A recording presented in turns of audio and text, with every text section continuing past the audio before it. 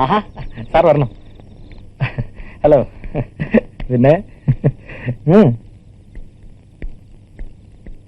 Sir ഇരിക്കണം. ഇരിക്കണം ഇരിക്കണം സാർ.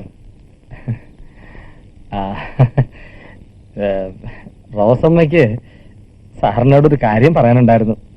ചേട്ടൻ തന്നെ പറഞ്ഞാ മതി. അതായത് സീതാലക്ഷ്മി എന്നാണ് പേര്.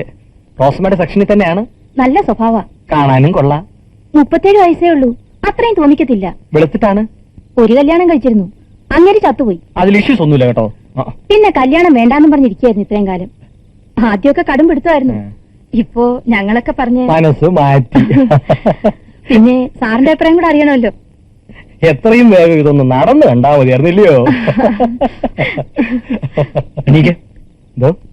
എണീക്കാൻ ഇറങ്ങാൻ.